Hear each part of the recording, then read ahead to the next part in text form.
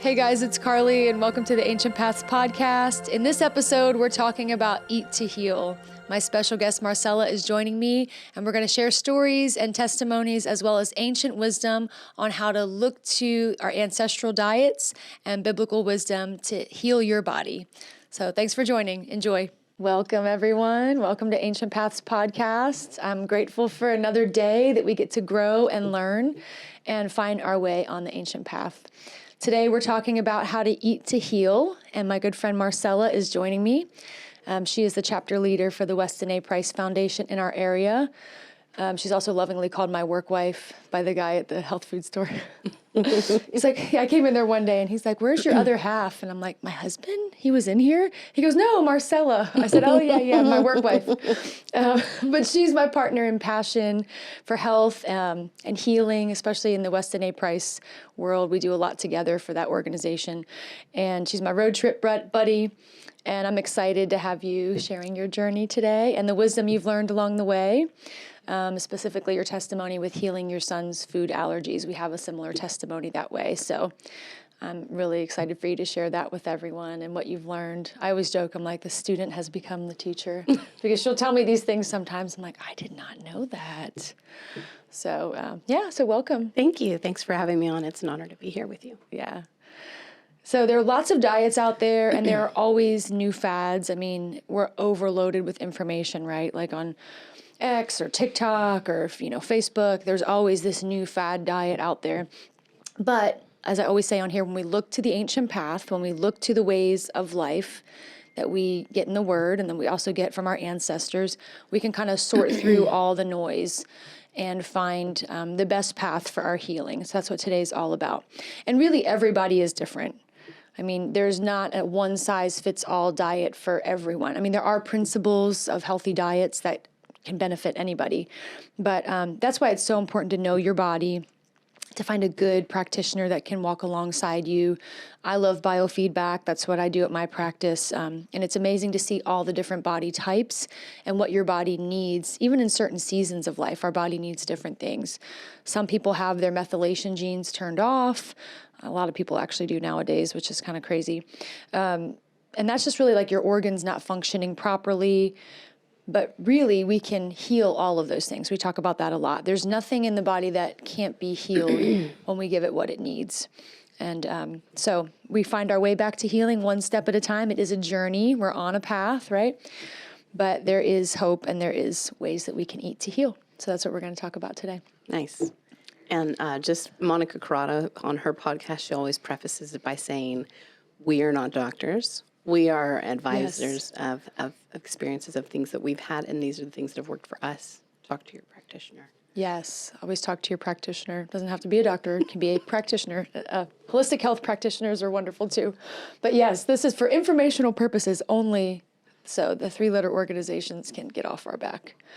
But with that, we'll go ahead and pray like we always do, and then we'll jump in. So, Father God, thank you so much for today. Thank you for just getting to share wisdom that you've taught us along the way. Thank you that there is so much healing in what we can eat and put in our body.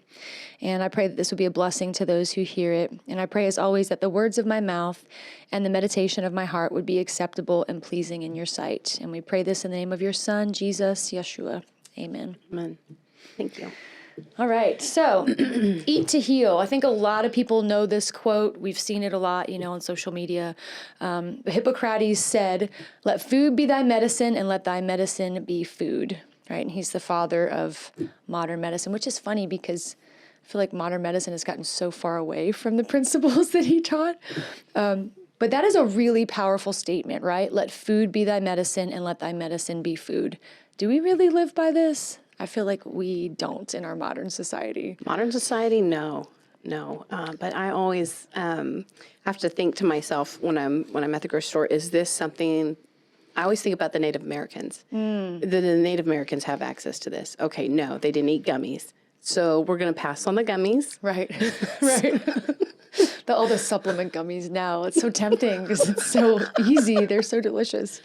But yeah. And then there's also the fast food issues that, God bless Robert F. Kennedy for bringing it up. He's talking about the seed oils and how dangerous those are and how toxic they are for our systems. Yeah. And that's what everything is like. Yes. Made in. You go to a restaurant in, that they cook with that. oils. You go to the fast food chains, it's cooked in that. You cannot find a restaurant that I know of here in our small town that's got tallow or lard or ghee butter. Or coconut oil or olive oil, yeah.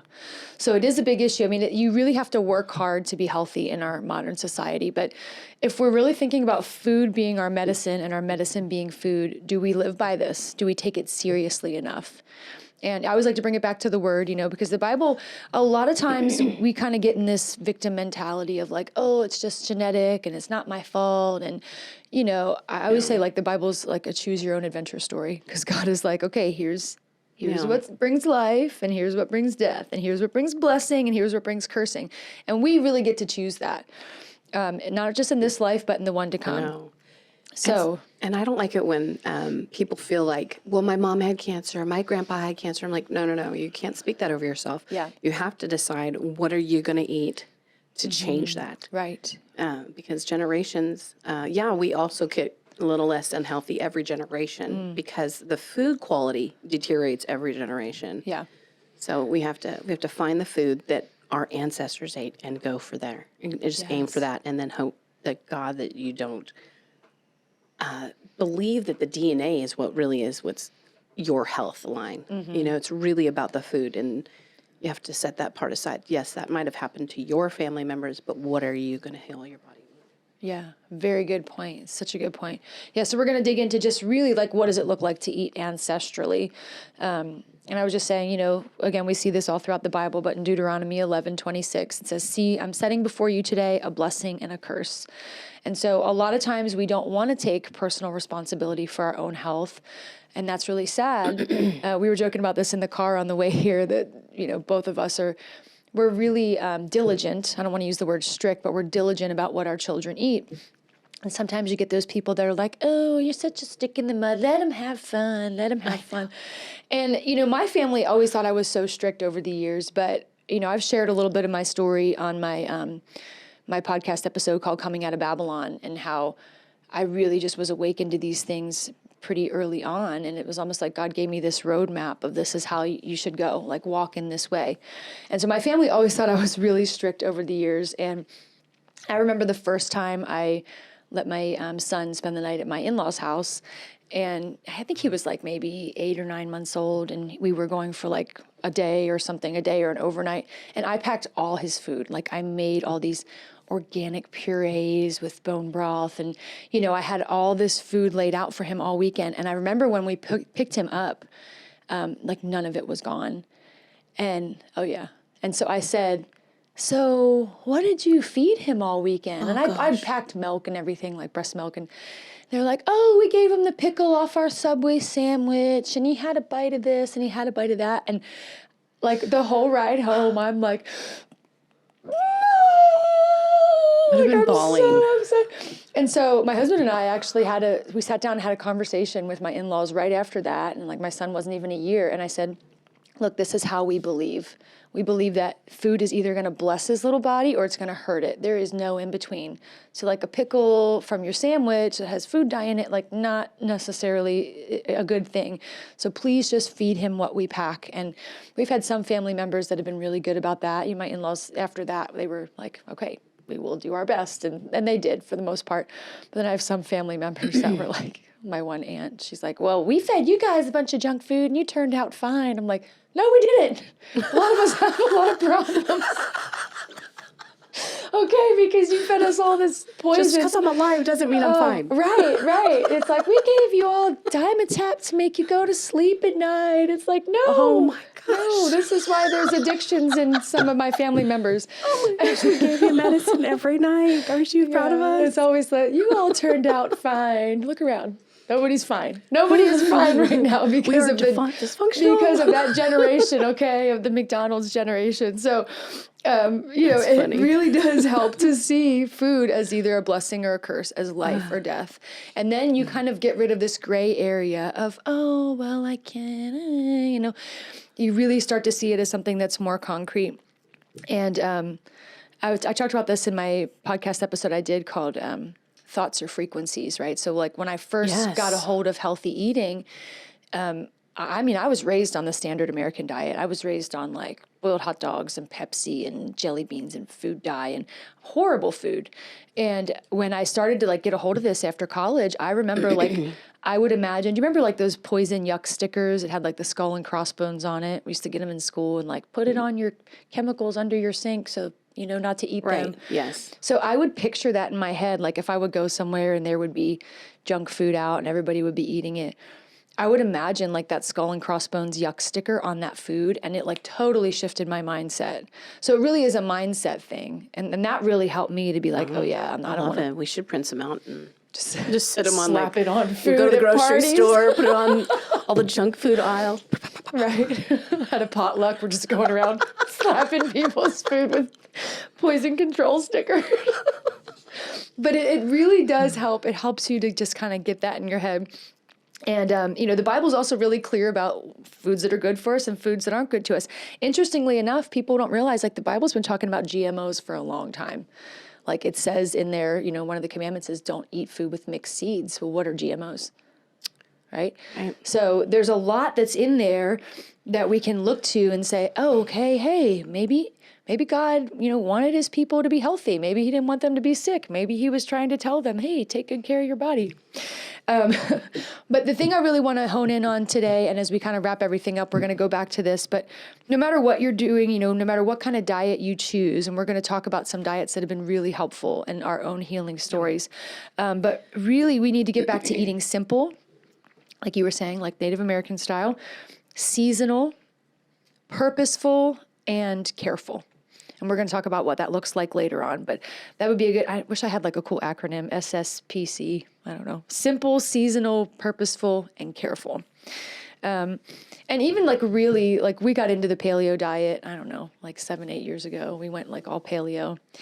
And even with that, there's so many, like you can make paleo Pop-Tarts and paleo Twix bars, and it's like, that's not paleo, people. Just because you're using almond flour and honey and maple syrup, it's like, they didn't eat Pop-Tarts, like let's stop trying to make junk food out of healthier ingredients. I mean, I'm guilty of it, but that's not really ancestral. That's not actually eating truly paleo or the way our ancestors did.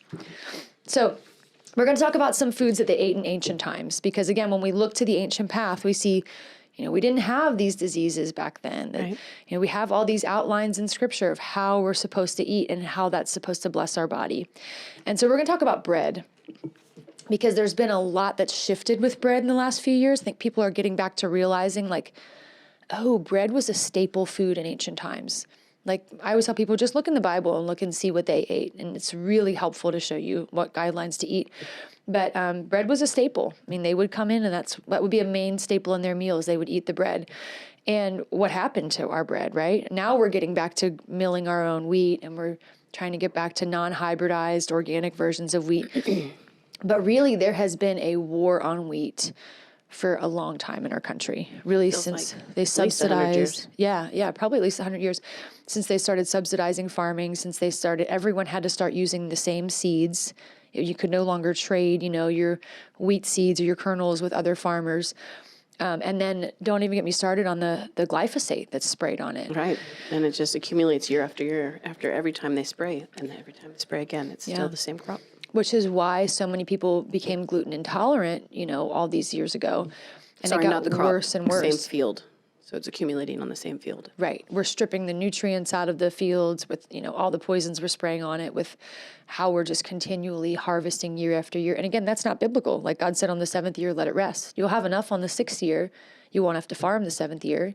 So the land can have like a replenishment, and we don't do that. So, but yeah, bread was a staple in ancient times, and it was very nourishing, and really the whole kernel of the ancestral wheat is a complete meal. I mean, it's got your protein, it's got your fiber, it's got your carbs, and it's all in perfect balance when it's in its complete form like that. But again, it's very hard to find in the US. People are getting back to milling their own wheat. But even the wheat that we have that's organic and non-sprayed is still hybridized. So it's still not in its pure original form. So there's things like einkorn, like I'll do a lot with einkorn berries, or we get organic spelt grain. And after, almost 10 years of being completely gluten-free, when we switched to milling our own wheat and making our own bread, we did wonderful on it. We didn't have any reactions, no, flare-ups of any issues. So that just goes to show, okay, our body was made for this. Our body needed that season to heal. And now it's time to get back to eating the way that we were supposed to eat bread. And it's really interesting because Jesus refers to himself as the bread of life so many times in the Bible. Yeah, right. So, like John 6:48, I am the bread of life. He talks about he's the bread that came down from heaven. And there was a really cool thing that I read in a book, because I love getting into the ancient kind of lost texts of scripture. And there's a lot of things out there, but there's this really cool book called The Cave of Treasures. And it's like all these stories in the days after creation and Adam and Eve, and they lived in this cave. And anyway, there's this Coptic legend, like ancient Egyptian legend, that when Adam and Eve were first kind of exiled from the garden and they were starving, that God looked down and had pity on them. Actually, it said the sun looked down and had pity on them. And he said, they have nothing to eat. What do we give them to eat? And he was like, I don't know. You give them something to eat, right? We heard that before. Mm-hmm. And it said that the sun actually pulled some of his flesh out of his body and rubbed it and turned it into a kernel of wheat and gave it to Adam and Eve to plant and make food from. So when you think about that and you think about how he's like, I am the bread of life. This is my body broken for you. You're like, oh man, maybe that's not a legend. Maybe that was something that was a story passed down because it was something told to Adam and Eve. Anyway, really interesting. So bread can be very healing. It can be very nourishing, but if it's done the right way. And really, guys, just commercial bread products, all the gluten-free products out there, it's just processed junk. Just trading one piece of junk for the other. Mm-hmm. I really feel like when I look at the ingredients on a gluten-free loaf of bread, you're not getting anything of good quality either. Mm-hmm. And who's to say that your almond flour wasn't sprayed with glyphosate either? Right. Glyphosate is scary, guys. So if that doesn't, cause you to have a shift in your diet, think about the fact that MIT did a study. Dr. Bethany Seneff of MIT did a study, and she was trying to determine, autism rates. And we know that there's a lot of things connected to autism, particularly vaccinations and things. But she found among a group of children that had high autism rates that had never gotten, any shots, she found the correlating factor was they ate a lot of wheat. They ate a lot of commercial wheat. And so she actually published a lot of papers, and you can look this up, finding the connection between glyphosate and autism, because it goes into the blood-brain barrier of children. They don't have that fully formed, and it is a neurotoxin. So really scary, really crazy that they've allowed this to be put in our food. So that's why I call it the war on wheat, because it's not a passive thing. It's something that's been done actively. So let's get back to eating true bread of life, and making our way back to the way we were designed to eat bread. All right, now we're going to talk about cheese. Cheese was also something they ate in ancient times a lot. Right. I was reading the story the other day with my boys about how when the angels came to Abraham to see about Sodom and Gomorrah, and he's like, oh, let me make you some food real quick. And it said his wife made bread and cheese, and then they slaughtered a calf or whatever. So they had meat, cheese, and bread. But anyway, cheese can be very healing and nourishing. But the funny thing is the way it's processed, again, in our country, the way that it's allowed to be processed. So terrible. So cheese is actually 50% cheese. That's what they've decided for us to consume. It has to FDA, it has to be 50% real cheese. And then the other 50%, you don't know. They don't have to label it on there, because it can be whatever. If it's during the making of the cheese, they don't have to tell you. Like American cheese. Oh, gosh. I call it aluminum cheese. It's pretty much aluminum cheese. It's mostly aluminum, guys. And minus the fact that it's 50% cheese. And then the rest, maybe even aluminum. But they don't have to tell you it's aluminum, because if they use the aluminum during the ingredients, in the process of making it, they don't have to put it in as an ingredient, because it's in the process. Isn't that crazy? If they start with something, they can call it that. It doesn't matter what they put in processing. And, you know, interestingly enough, one of my good friends is Brazilian, and she loves cheese. And when she goes to Brazil, she can eat cheese no problem. But since she's lived here in America, when she eats cheese, she breaks out. Her face gets, you know, broken out really badly. So she'll say, it's just something in the cheese here. Do we know what that something is? Nope. No. I don't get to know. We're not allowed to know, apparently. But there are ways you can make your own cheese. So you can get, you know, good clean milk from a local farmer, raw milk preferably. Raw milk. Yep. And you can make cheese, and you don't have to use the rennet, and you don't have to get all these fancy ingredients. A lot of the time, I think what's causing reactions for people is that animal rennet.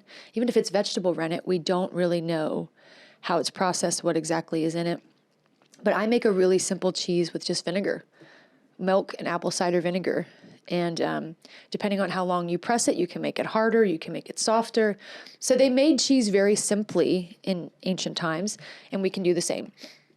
Now, you know, not to make anybody have cheese guilt, because we all love cheese, right? And don't forget that there's a reason why people have dairy allergies here. Yes. Because the cheese is messed up. It's not its original state. They've done so much processing to it and stretching it to get their highest dollar return, because they're not worried about your health.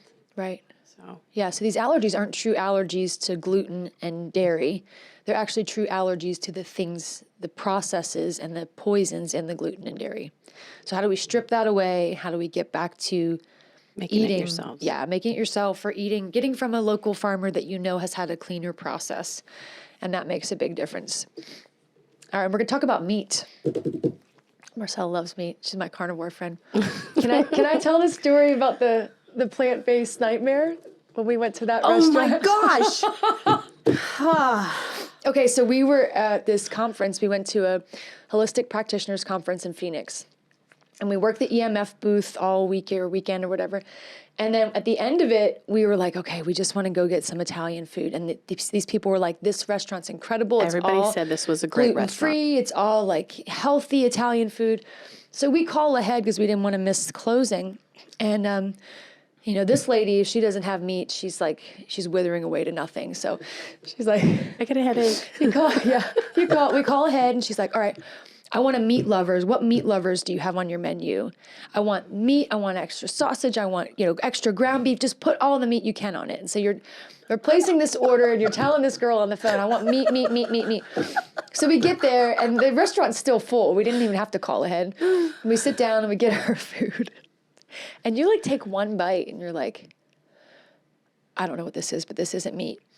And you call the waitress over, and you're like, excuse me, what is this? And she's like, oh, it's the Beyond Meat. It's plant-based meat. And I thought you were gonna like throw up right there. You were like,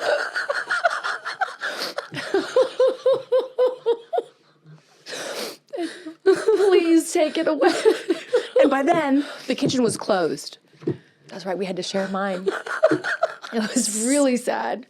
So, listen, we're not saying everybody has to eat meat all the time, but I am saying that we have to be really cautious about vegetarianism, because a lot of times vegetarians will just eat this processed junk that is so full of chemicals and poisons. Beyond Meat's the same way. Beyond Meat is terrible. Beyond scary. Yes. It's really just terrible. It's not really. Bill Gates, Frankenmeat. What's the other one? There's another fake name meat out there. I don't know. But there's...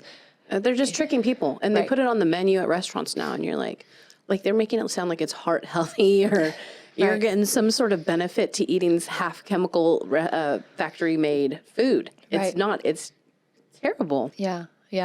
And again, you know, we see biblically that they ate meat quite often. I mean, that was when they went to the temple and did their sacrifice. People were like, oh, so terrible. They sacrificed all these animals. No, they just like went and had a barbecue at the temple. Like, let's go and have a family cow, let's go have all the cow meat. And they would go and they'd slaughter it, and they'd feed the priests, and they'd eat themselves, and they'd have this awesome meal before the Lord.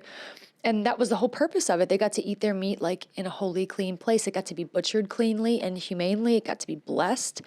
So they really were careful about how they ate their meat. That was the whole point of this whole temple sacrifice thing. And so there are some ways to do vegetarianism well. Certain people just don't process meat well. But again, we want to get back to simple eating. And I used to be a vegetarian. I don't know if I've shared this before, but before I had my first baby, I was like really big into vegetarianism, and I was like, oh, I don't want to eat anything that has a face. And, I remember telling people, well, like, I'm an eat-in Christian, okay? So I'm just like eating like they did in the garden. And and then I read one day in, I think it was in Genesis, like after the flood, God tells Noah, like, hey, all the, food, now meat will be food for you as well as plants. And we were talking about that in the car. And I think it's because our bodies changed so much after the flood because of all that barometric pressure that was lost. Something shifted. Men didn't grow to be giants and live to be 900 years anymore. Their lifespan was shortened. And because of that, meat is really needed to repair. Meat is repairing, it's nourishing, it's healing the organs and tissues. Plant-based is more for detoxifying, right? And there are seasons when you need to do some detoxifying. But I found that it's best to eat things kind of in tandem. Like you don't want to go one extreme this way or one extreme the other way. Basically live by the principle of my good friend, Dr. Christian. She always says, if God made it, it's good. If man messed with it, you better watch out. And the only other problem with vegetarianism is that our body has to require so many processes to break down these plant fibers and, all the different things in the fruit and plant-based diets. Even if you're just eating the raw plants, even if you're just eating salads and fruits and everything, it takes a whole lot more of our body's biological processes and enzymes to break it down. Whereas with meat-based diets, the animal has literally already broken that down. All those nutrients have been assimilated if they've had a good diet, right? Which is, it's important to know your meat, know your butcher. Is it grass-fed? Is it clean? So that's a really big, important factor when you're eating meat. But also, it's already been broken down for you. So your body can really assimilate those nutrients a lot easier. But again, if God made it, it's good. If man messed with it, you better watch out. In the book of Daniel, we see that Daniel had the Daniel diet, right? Like there's a big thing about Daniel fast and eating this Daniel plant-based diet, which is good, But it's for 40 days. Right.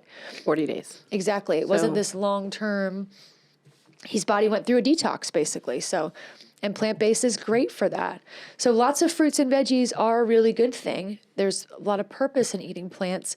But again, it's important to know your body, to work with a good practitioner, holistic practitioner, biofeedback practitioner, somebody that can help you understand, okay, what's working best for my body in this season? Do I need a lot of healing? Do I need a lot of nourishing? Do I need to restore my gut? Or do I need to just get some toxins out and do a good, detox? And again, what I find is it's always safe to kind of go that in-between space where you eat clean meats, you have fruits and veggies, you eat clean grains, but you do all of it well. You do all of it clean, right? Agreed. So there's a lot of there's so many videos now. It's like carnivore versus plant-based. And here's the other thing. I have to tell myself sometimes, because I've learned how to make chicken stock so well using a good clean meat. Like I can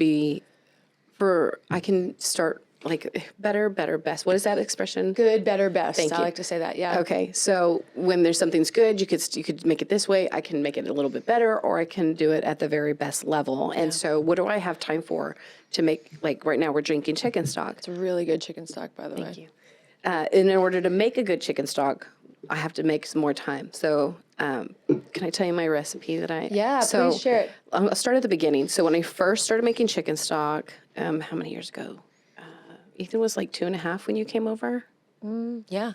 Yeah. So so a handful of years. Basically, let's say 5 or 6 years. I've been making chicken stock. In the beginning, I was just taking a chicken, dropping it in, and then I'd buy some chicken feet from the grocery store because I didn't know where else to buy chicken feet. I didn't know where else to buy chickens, so I was using grocery store chicken feet, chicken liver, and hearts, and throwing all of that in the beginning. And as I progressed, I learned from Becky Plotner, in order to get the most collagen out of your chicken, cut it at each limb. So like the chicken wing, cut it at all 3 spots. And then I could carve off the thigh and the leg. And so I put the big piece in, and then I drop all those little pieces in. And I put some heads in, because I found some farmers. I have farmers now. I could buy heads from them. I buy their feet. Yeah, she's hardcore. She's a hardcore brother. I mean, like all the parts in there. I do not even do close to that, but your broth is really yummy. It's really yummy. So then you throw in a liver, some hearts, and You put in some. In the beginning, I didn't know to put apple cider vinegar in. So again, it goes good, better, best. So I say start anywhere because it's going to be good. It doesn't have to be the best right when you start out the gate. Right. I tell people, like, just go get a rotisserie chicken from the grocery store if you have to. Pick the meat off, do the bones. If you're just starting to make chicken stock and you're so intimidated. I would say that would be your just one step before. I would say okay. That would be your okay, then good. Yeah. Because that's the rotisserie chicken sits in plastic. Yeah. So if you could even get them to just buy a whole chicken from the grocery store, that's still good. Right. Just a whole. Yes. Yeah, chicken. Yeah. But if they're not going to do that, okay, start with the rotisserie chicken. So where is the best spot for you to start at? Yeah. So, and as I've progressed, I've learned to cut up all the pieces, and that way the most collagen seeps into the chicken stock. Yeah. Yeah. And then I add now apple cider vinegar, a splash of that, and then a big fat onion. I love onion in there. And then garlic, and then you don't have to add these things, but bay leaves, salt, and pepper. So all this is good. Yummy. And as you add a little bit more of the herbs, then to me it tastes really great. You don't have to have turmeric or ginger. You don't have to have pepper in there. You could just have salt, bay leaves, and a chicken. Yeah. And that's good. And you're going to have a lot of nutrient healing from that too. Yeah, that's wonderful. So it progresses as I've learned how to make great chicken stock. I love it very much. That's awesome. And that's a great reminder for everybody listening. You know, we're not trying to shame anybody or make them feel like, oh, I've got to make all these changes now, but good, better, best. We talk about that a lot. What can I do right now that's good for my body? How can I make better choices?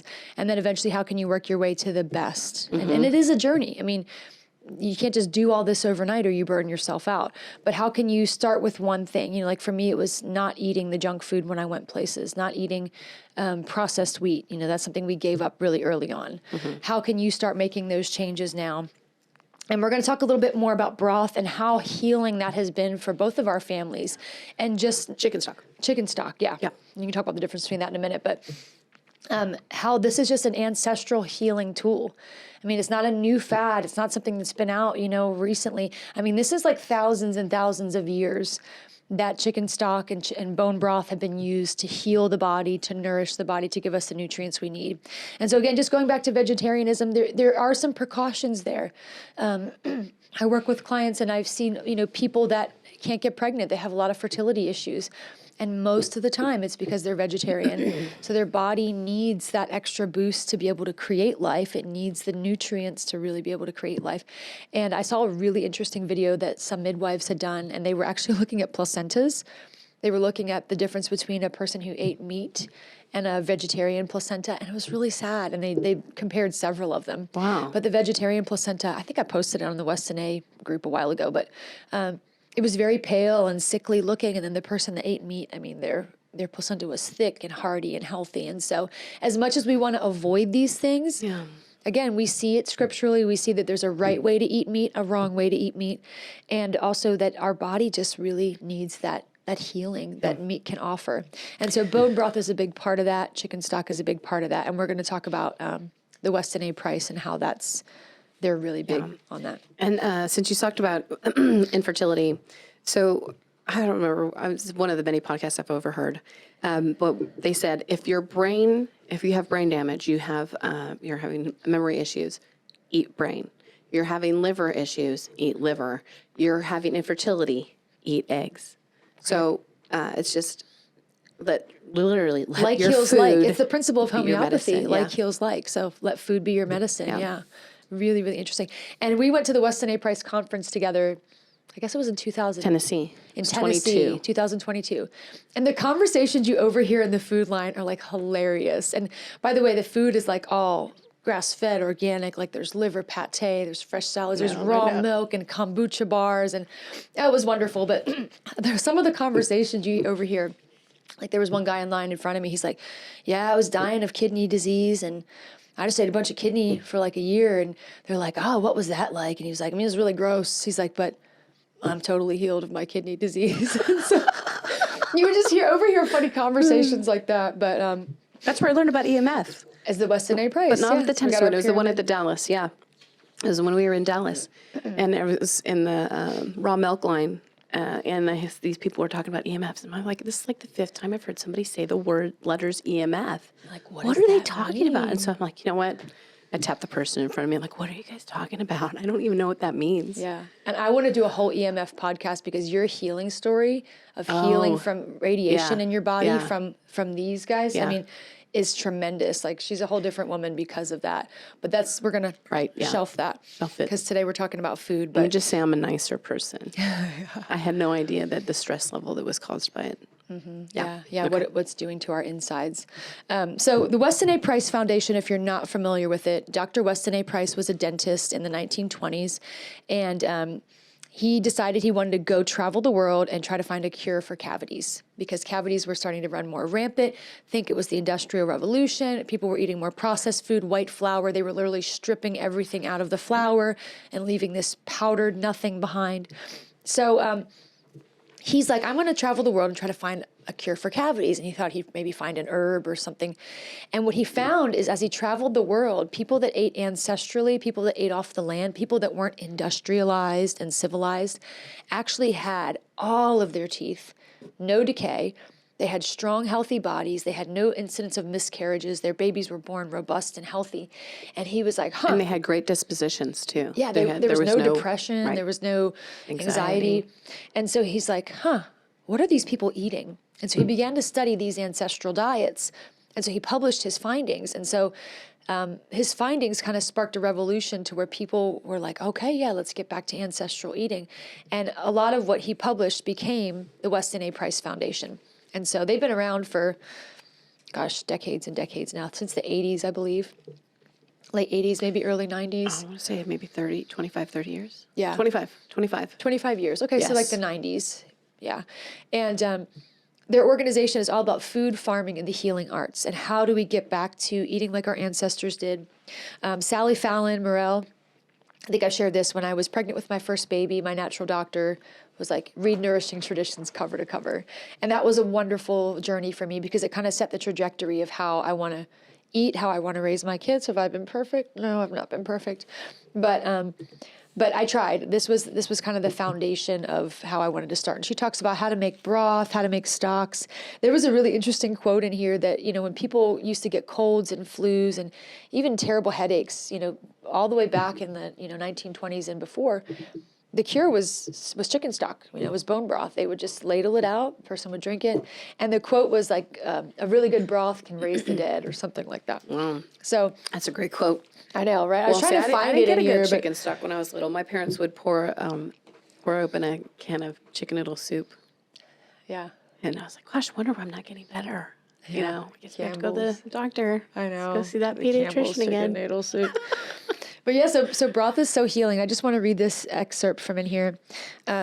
Properly prepared meat stocks are extremely nutritious, containing the minerals of bone, cartilage, marrow, and vegetables as electrolytes. A form that is easy to assimilate, so your body doesn't have to work hard, goes right in. Acidic wine or vinegar added, or apple cider vinegar, during the cooking helps to draw out minerals, particularly calcium, magnesium, and potassium. We all need magnesium and potassium into the broth. Dr. Francis Pottinger, author of the famous cat studies, as well as articles on the benefits of gelatin in broth, taught that the stock pot was the most important piece of equipment to have in one's kitchen. And so Weston A is really big on broth and stock. And again, I started off, reading this book before I had my first baby. And just to share a little bit of our story of healing through the Weston A diet and through the GAPS diet, is after I had my third baby, you kind of fall into convenience, We ate way more convenience food than we should have. We still avoided our big things, dyes. But processed healthy food, gluten-free food, whatever.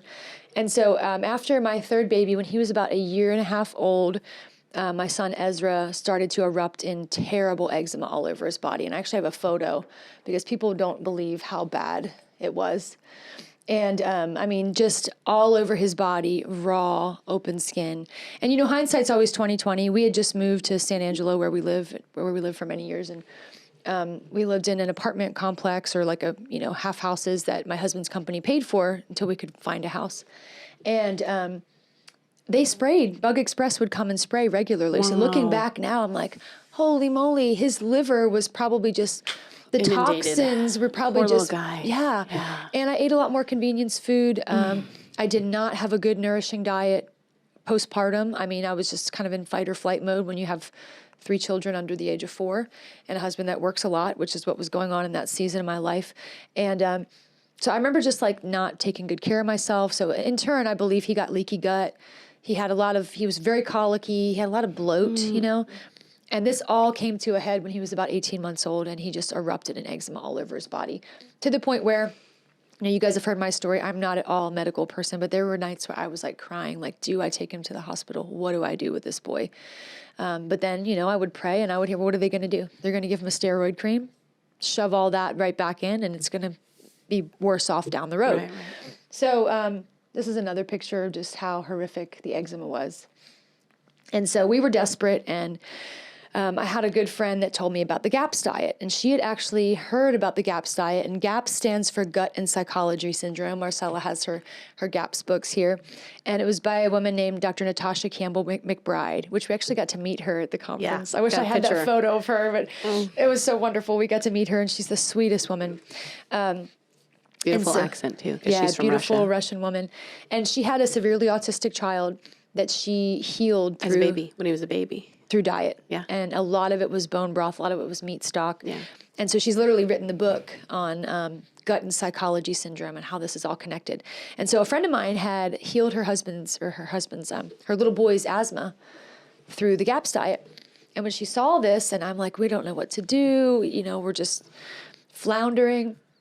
I had changed his sheets. I mean, I bought like an organic crib mattress. We didn't know what to do. Yeah. She said, you should try the GAPS diet. So I read the GAPS book, and I'm like, okay, we're going to go for this. So we did Whole30 for a month, and then we dove into GAPS, which was like mostly broth. Like for 3 days, we just drank broth. And then we slowly added in a little bit of veggies cooked in there, a little bit of meat, and we took it very slow. Like we just read the book and we did what the book told us to do. And it was very hard. I'm not going to lie. I mean, we started in August that year. And I remember we went to a friend's pool swimming for the day just to get out of the house. And they were all eating watermelon. And like, I couldn't let my kids eat the watermelon because we hadn't gotten to that stage yet. Like we were still on broth and soft foods. And so anyway, within, I'd say 2 months, okay, he looked like this. So. Oh my gosh. Tremendous healing. Look at that cute face. Isn't he so sweet? So tremendous healing within 2 months. We were able to add back in meat and fruit, and but you can still see he was bloated, and that he would still have little patches of eczema that popped up, and so we're like, okay, there's a missing puzzle piece, and so we went and had biofeedback. A friend's like, you should try biofeedback, and so we drove to Midland. It was where the biofeedback office was, and she scanned his body, and I was just totally amazed, like what biofeedback can tell you. I mean, it's why I got into doing it. But she said, oh yeah, his liver is just full of toxins. Just do some liver detoxes and he'll be good to go.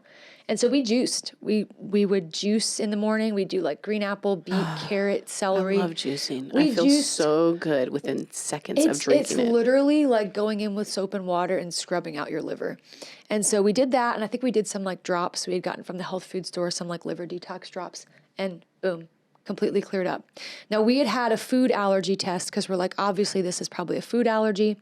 And the food allergy list, I wish I still had it, but it was like this long. It came back that he was allergic to milk, eggs, cheese, squash, peanuts. I mean, a whole laundry list of foods. And that's initially where we started. We cut all those foods out. We learned about the GAPS diet. We're like, oh, it's his gut. We need to heal his gut. And then the final piece of the puzzle, I'd say, came through biofeedback, and it was his liver is clogged. And so we cleared out his liver, and see if I have a picture of him after that. Anyway, that was 10 years ago. This is him now. He was General Patton for the Faces of History presentation. And this kid can drink like half a gallon of milk a day. He can eat and drink and have every food that he was supposedly, raw milk. Yeah. We raise our own goats, we do raw milk.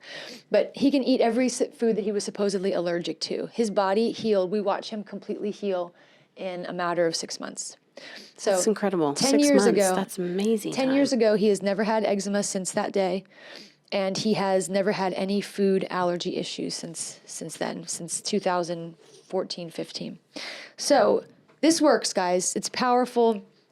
There's a lot, again, of fad diets out there. I have a friend that she's like, oh, no, all that Weston A stuff is bad. And, you know, you have to do this love your liver diet. Like there's a big thing now called love your liver diet where like you don't eat meat, you don't do eggs, like eggs are bad.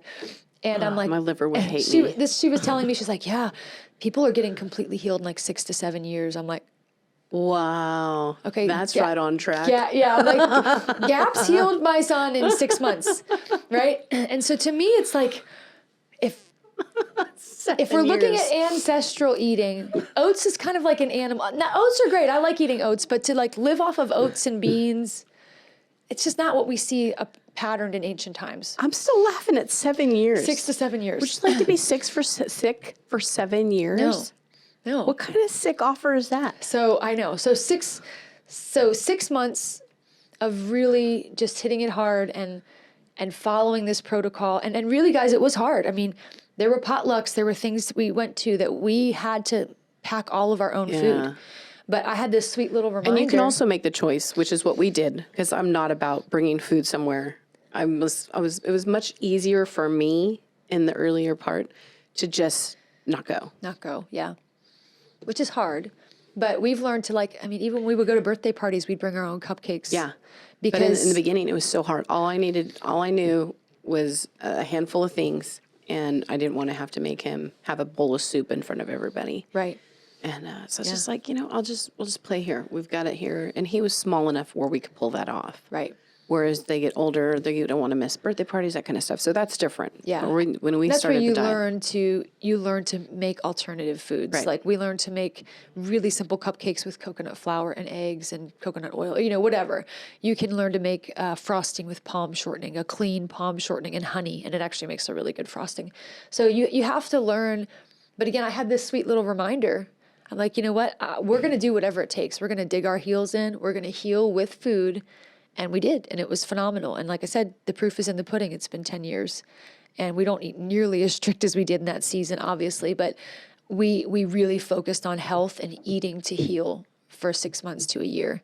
And the results were tremendous. So I want you to share your story of just how you found out about Weston A. Price and how you found out about, healing. Just talk about what led you to that point. Well, because it was a lonely season eating healthy, I didn't really have a lot of friends. I had you, and I think that was all I had. I didn't know anybody else who ate this way. So I watched a lot of podcasts. Also, I'm not a strong reader. So in order to obtain all this information, it wasn't easy to read for me. It was much easier to just put on a GAPS podcast and watch from there. So I had learned a lot from there, and Becky Plotner was on a podcast, somebody's podcast, and she goes, well, come to the Weston A. Price conference. It's in October or November. And I was like, what? What did she say? West what? Weston? West? And I was like, started typing it in and Google searching it. Yeah. And I'm like, oh my gosh, there's a whole group of us. You don't have to feel alone in your healthy journey. You're not really alone. You've got a whole group of people. There's probably 1,000 people there every year. And more people are waking up to like, oh, maybe I should not eat these kind of foods. Like there's a food revolution happening, and RFK is a big proponent of that. So I'm really excited for him. So I went to that one in Dallas. You had just had a baby that year. And that was a big eye opener for me. It was like a catapulting. Like you see in the movies where they put those big stones in the catapults and they get launched over the castle. That was me. I was inside that catapult. And when I was at the Weston A. Price conference, I absorbed a massive amount of information. And it was fantastic. It was fantastic. I learned a lot about EMFs. I learned more about why I should be eating marrow and how to eat marrow and how to cook the marrow better. And I just was like a fly on a wall in every conference room that I could go in. I was loving every bit of information. And then you can also buy the information, all the sessions that you missed. Mm-hmm. You can buy the sessions. Yeah, you could buy a little thing for missing all the sessions. So I bought that too, and I was listening to all those as well. It was wonderful. Interestingly enough, when I was first doing GAPS with my kids, and I was like, again, former vegetarian, so I'm like making this bone broth, and I didn't know how I was doing it, and I'm like, this is so gross. I was like reading my Bible later on that week, and God brought me to this scripture. I think it's in Psalms. I should have looked it up, but it was like, you will eat the fat and the marrow and be satisfied in the land. And I'm like, okay, fat and marrow. And really, I think part of the reason why people have infertility issues when they're on low-fat vegetarian diets is all of our hormones get, transported throughout our body on fats. I mean, fats are like what carry your hormonal processes. And so if you don't have good fat, your body is not able to carry those hormones, throughout the body. So talk a little bit too, just about your story of healing. Like talk about Ethan and what led you to even want to begin to eat to heal. Like I shared my story with Ezra. Yeah. Well, just as somebody shared the GAP story with you, you came over to my house and shared the GAP story with me on how food could actually really heal. And at ours, I had already believed that God can do anything. I believe God was the creator of the earth and everything on it. And I believed he can work miracles. I believe he can heal people and raise people from the dead, heal the sick and blind. And I was like, it took me 6 months to wrap my head around that I could use food to heal Ethan of his eczema, food allergies. He had gobs of mucus constantly pouring down. It was like a waterfall. It was absolutely insane. Out of all the years I had worked at daycares and babies, nurseries, and all of those things my whole life, I had never seen that much snot combined with all the other kids. I had never seen it so much. Wow. And I was like, this is crazy how much mucus he's got coming, just pouring down. You could never wipe it enough. Could never wipe it away. So it took me about 6 months to go, okay, so this is how we can do this. And the yellow book, she's got a yellow book. But that's her new addition to gut and psychology syndrome. Yes. Yeah. Autoimmune stuff, hormonal problems, neurological disease, guys, anything. It's incredible. And so I got the yellow one, and I was reading it, and I was like, this is hard for me to read because my reading level, I want to say it's like a 5th grade reading level. Not proud of it, but that's where I'm at, and it's hard for me to read. So that's when you got on like online. And maybe in found 8th grade. podcasts. Maybe in 8th grade. I don't know. Let's give a little more credit. Anyway, so I got on the computer and I started doing all the podcasts and all the YouTube videos I could possibly find on how to properly start the GAPS diet. And a little bit of the yellow book, because there is a section in the yellow book that says of all the things you should not touch, do not eat, cassava flour, or what is that? Just a bunch. There's a whole list of things that are real big triggers. Yeah, people try and supplement one type of food, and in order to get a healthier version of this, so switch. If you don't want to do gluten, you could do cassava. You know what I mean? Like swap out this for this. It was a good how-to guide to get started. But in the GAPS, it has a list of the things like, I want to say cassava flour, like things you should not touch, because anything that adds starch to the stomach, you're causing to keep it as a leaky gut. Whereas if you have I'm sorry, I almost said bone broth. When you have chicken stock, you're changing your gut. It's like your gut is Swiss cheese right now. And then when you pour the chicken stock over and over and over and over again, you're sealing and healing the walls of the gut with chicken stock. Yeah. So and where it all starts in the gut. Yeah. But if you put a loaf of bread, a slice of bread in there, then you're ripping those holes right open again. Yeah. So that's why I spent that time just learning how to eat healthy, and I watched Ethan's eczema. Actually, it was kind of interesting. So we actually reached out to a practitioner, and she helped us kind of dial it in, because it was like I would try and give him 4 cups of chicken stock a day, and his eczema would flare up. But because chicken stock is actually a form of histamine, you have to start out slow, maybe do 2 cups for him. And so we did 2 cups. And then his eczema actually did heal with just 2 cups. And once we went past that point of healing his eczema, then we could do 3 cups and 4 cups of chicken stock once the eczema was no longer so prevalent. And his whole body, by the way, when he was a baby, was covered. His back of his ears, the back of his throat and neck. I mean, it was just covered in eczema. And I went to the doctor and I asked him, the pediatrician, what do you think we should do, doc? And he said, oh, it'll eventually grow. He'll eventually grow out of it. I'm like, okay. He's using his little precious fingernails. You know those precious fingernails that babies have? He's ripping his skin open with it. Because he's so irritated. There's so much toxic overload in the body. And by the way, guys, the skin is a the biggest detox organ, and your skin in Chinese medicine is connected to your liver. So if your liver is overloaded, your skin is going to manifest, all kinds of rashes, and it's going to just be angry. And so a lot of times we just want to push that back into the liver, which can cause asthma and, all these other problems down the road. Our body is trying to tell us something, right? So when we have these issues, we have to figure out how do we help our body detox, because it's trying really hard. And the first thing we did, because before you had come over, I had reached out to a mom's group on Facebook, and they said, "Oh, change your detergent." So I was like, "Oh, all about the external." Right, I can change my detergent. And I did see a lighten up of the eczema. And so then I was like, okay, what else?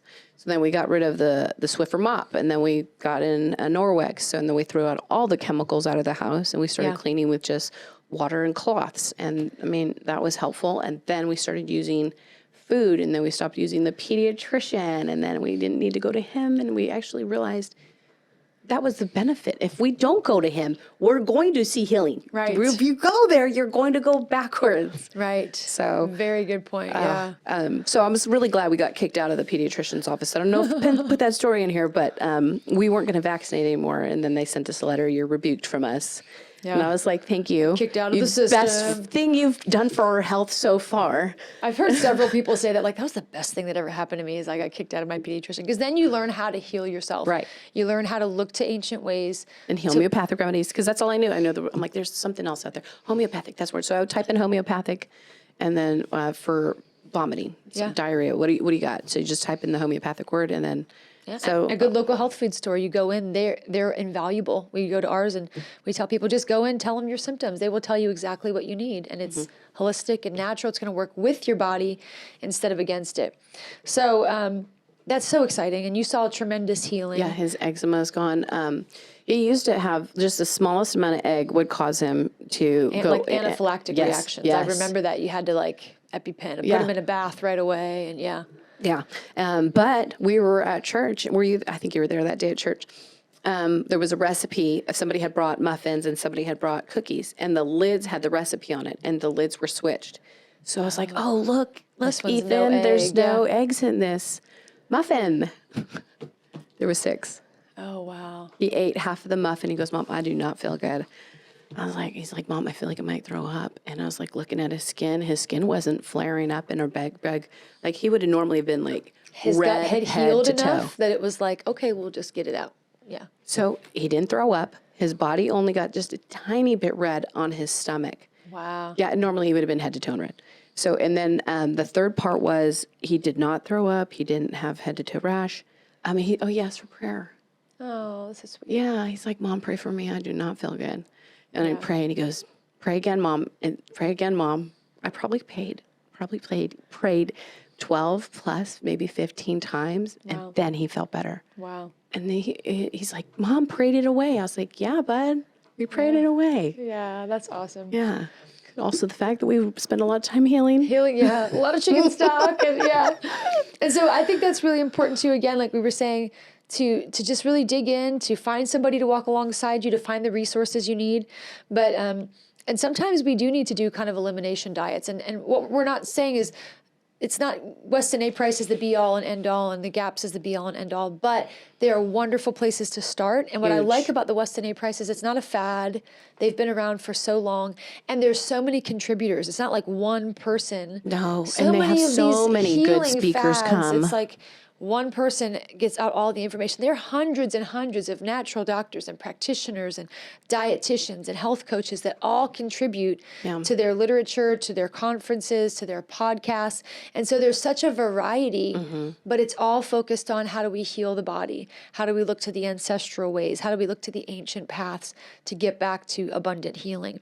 And so that's what I really like about Weston A is it's not just this one track. There's so much in there. And it's really, I would say the proof is in the pudding. It's proven to be an excellent resource. It's a hub for all things wellness, and there are a large variety of contributors that help. And even, they don't just entertain, oh, that has to be this way. When we were at the conference, I attended a talk on low histamine diets. And sometimes your body gets overloaded and you need a break from histamine. So you need a break from the eggs and the milk. And again, all of those things can be good, but long term, what does your body need for sustained health and healing? And so I always say this, we're going to wrap this up in the next 5 to 10 minutes because we could just go on and on about this. But all disease is either toxicities or deficiencies, everything. I mean, from cancer to eczema, whatever. It's either a toxicity issue or a deficiency issue. And so how do we get the toxins out, right? You talked about getting rid of the household products, better detergents, EMFs, we talk a lot about that, but, lowering your electronic stimulus overload. Yeah, and pulling the plugs all around the house at night. I mean, Right. we don't need your Wi-Fi on at night. huge. Right? You don't need your coffee pot in at night. You don't need your toaster plugged in at night. All those things, just to unplug it, and it lightens your load of what you're experiencing Especially on your body. for people that are, I call it hypersensitive. hypersensitive to electronics. And then getting back to, once we can get rid of some of these toxicities, we can do some liver cleansing with juicing.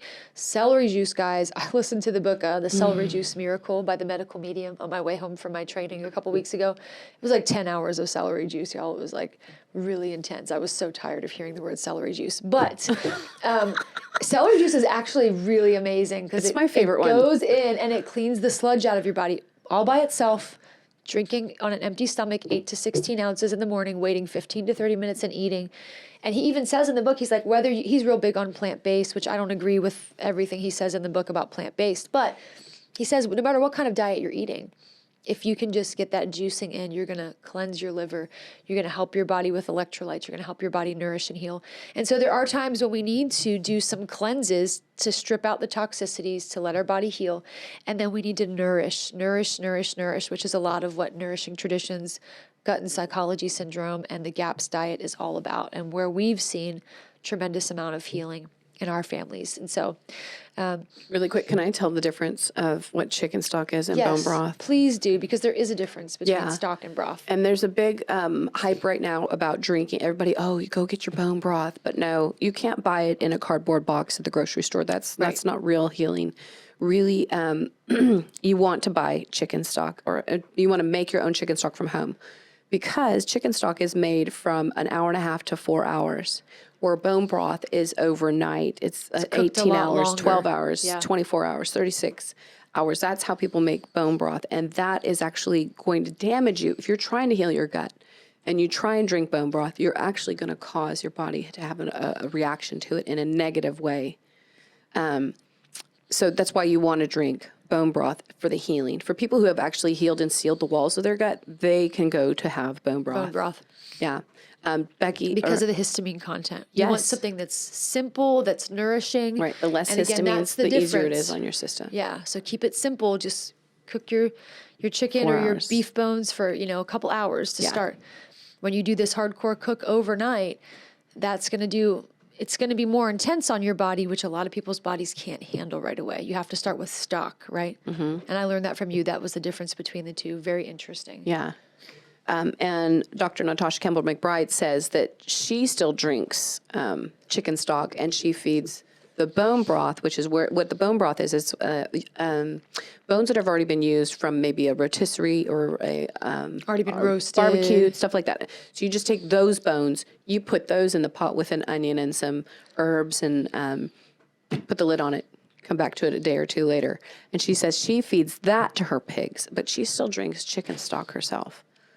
From the last podcast I watched her on. Yeah. So, nice. yeah. So it's stock a big is a difference. good way to start. Chicken stock is the way to start. If you try and do it the other way, you're going to undo some healing for your body. Right. Yeah. Which is, again, where we have to sort through all these fads, like all these videos and all these things on social media, bone broth, bone broth, bone broth. Again, what's the difference? Are you doing your research? Are you learning that there's a difference between chicken stock cooked for a few hours, or, meat stock, and broth, that bone broth that's cooked for a lot longer. So again, stock is a great place to start. Digging into some of these books and these podcasts are a great way to start. Finding someone who's gone through it, finding a friend who's walked through this season of healing that can help you is tremendous. I mean, I was that for you. Somebody else was that for me. And it was all the difference in the world to have that person to say, hey, I've already walked through this. Here's what it looks like. Here's what I did. Here's some resources. So don't go it alone. So I talked about this at the beginning, but I just want to circle back to this as we finish up. If we want to find healing in our body, no matter what kind of diet you're pursuing, again, look to the ancient ways. But we want to eat simply, okay? A lot of times we get in this culture, this Western culture of we have a steak with gravy and then bread and butter, and we have veggies with all these seasonings. And like, that's really not how our ancestors ate. They would eat simply. Like, sometimes there's nothing wrong with just having a steak for dinner, or just having some cooked potatoes that are cooked really well with some butter and salt. And, a lot of times we overcomplicate things, and you think like, okay, our gallbladder's got to work to break down the fat and our liver's got to do this. And, a lot of times why people have a hard time processing food is because we throw so many different types of food at our body at once. And then we eat dessert on top of that, and we eat fruit, and then so let's get back to eating simply. Okay. Let's learn to just not have to have all this savory variety in one meal. Eat seasonally. So my Chinese medicine doctor talks about this a lot. And I'm also reading a book that my former pediatrician, she was a holistic pediatrician. She wrote this book on healing through the seasons. Okay, I'm not going to lie. I love strawberries all year long. It's hard. I love blueberries all year long. It's really hard to, and but eating seasonally means, what do you eat in the winter? You eat warm foods, you eat more broths, you eat more soups. In the summer and the spring, when they're more readily available, that's when you eat more of the veggies and fruits. And our body actually will go in these seasons of nourishing, detoxing, thriving, powering down. And we need to just work with our body to do that. Yeah. So eat seasonally. Think, what would our ancestors eat in this season, right? Would they be eating bananas in December? Okay, we're guilty of that. My babies have bananas like every morning. That's like the first thing they want is a banana. It's such an easy food to feed them. Right. Not seasonally. And then eating purposefully, especially if you have leaky gut, if your body's trying to heal, eat foods that are easy to digest. So chicken stock, things that are cooked really well. People want to go on these raw diets, but then they get bloated and they get so sick because they don't have the digestive enzymes to break it down. So eat purposefully. If you're trying to heal your gut, eat cooked food, okay? People are like, oh, cooked food. Sometimes that's what your body needs to heal, right? If you're trying to detox, eat more fresh fruits and veggies, do some celery juicing, but eat purposefully. Whatever you eat, know what's in it, think about it, okay? Think about, is this going to bless my body? Is this going to hurt my body? Is this going to give me like 5 seconds of pleasure and then I'm just going to be, in a worse state after this? I'm going to be more inflamed and feel crummy. Eat purposefully, slow down, think about what you're putting in your body. And then the last thing is to eat carefully. So we as a culture, I talk about this with my clients a lot, we just shovel food in really fast, okay? We forget to breathe. So right. Deep breaths. We forget to take few deep breaths before we start eating food. And also we don't chew very well. My Chinese medicine doctor always says, your stomach doesn't have teeth. And it's true. And pray over your meal and that gratitude. And then taking those 3 deep breaths, it changes your stomach into a receiving place. Yes. Just like you are open to receiving a healthy meal, your body's ready for the sauerkraut and the chicken stock and whatever you're going to be nourishing your body with. You are in a state of gratitude when you thank the Lord, and you take those moments to slow down and go. Yes. That helps. And if you are eating something that maybe isn't the best for you, don't feel guilty about it. Don't feel ashamed about it. Don't feel like, oh, this is bad for me, because your body will feel that. Again, whatever you receive it with gratitude, okay? Doesn't mean you can eat whatever you want and just be grateful. It's not going to hurt you, but we should, receive, like you said, be a receptacle, be grateful, breathe, be thankful, and that really does help. Chewing our food slowly and carefully, like at least 30 chews, guys, makes a big difference. So I have my last little quote here. The 6 best doctors out there anywhere, and no one can deny it, are sunshine, water, rest, exercise, and diet. And today we were talking all about diet. So hopefully this encouraged you to dig in, to make these small changes for your health, to start seeing food as medicine, and to, if you have a major issue that you need to heal from, or a loved one needs to heal from, encourage them to listen to this, to know that there is so much healing out there that is, right at our fingertips, but right at our mouth, that we can, nourish our body with. And there's so many principles that God has given us to help our bodies heal. So, yeah. Do you have anything else? And if reading isn't your jam, they have audiobooks. You can audiobook these things, and podcasts and YouTubes to learn how to take care of your health too. Yeah. So awesome. And don't go it alone. Find a friend. You're not alone. You're not alone. Reach out see if there's a local chapter in your area too, because Weston A Price here in San Angelo is what we do, and we get to meet once a month. Yeah. And And it's- they're wonderful meetings. We have a different health topic every month. Everybody brings different nourishing food, and we just learn from one another. We encourage one another. I've had so many people come to meetings and say, "I just love being here because I feel like these are my people. These are people that are living the lifestyle I want to as well." Amen. So find good people in your area that are on the same page as you. Look up your local Weston A Price chapter and just get involved. Don't go it alone. Amen. All right, would you pray and then Yeah. we'll wrap it up from here? Father God, we come to your presence right now and want to thank you for the opportunity to be on this podcast. Thank you, Carly, for that. God bless Carly in all that she does and all the wisdom that she shares. She is so helpful for those around her. She just has so much wisdom to give to others. So continue to pour out your blessing upon her.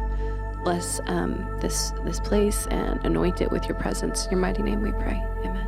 Amen. All right, guys, be encouraged. Thanks for joining us again, and we'll see you on another exciting health topic soon. Stay on the ancient path. Shalom. Shalom.